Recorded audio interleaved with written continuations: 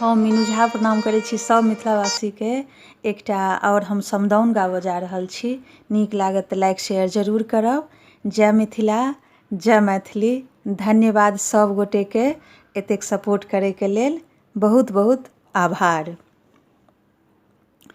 सिया हे वरन कैल सब हे मुदित भेल, सब हे मुदित भेल।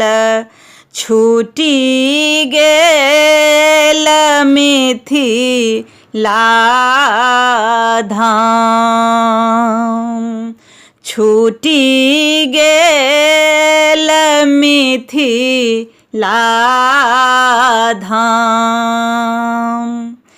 के जानक बगिया में गौरी के पूजतै, गौरी के पूजतै।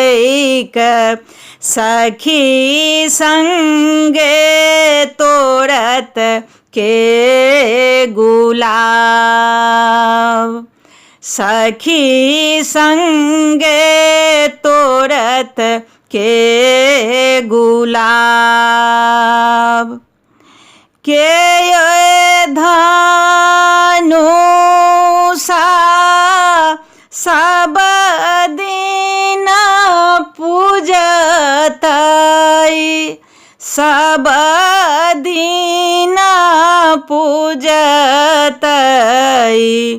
चली भेली मैथिली ललाम, चली भेली मैथिली ललाम।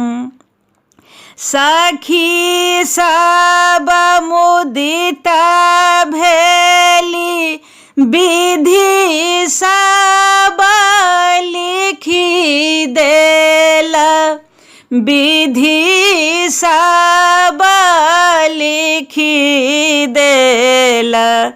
कंत भेला सुंदर श्री राम, कंत भेला सुंदर श्री राम।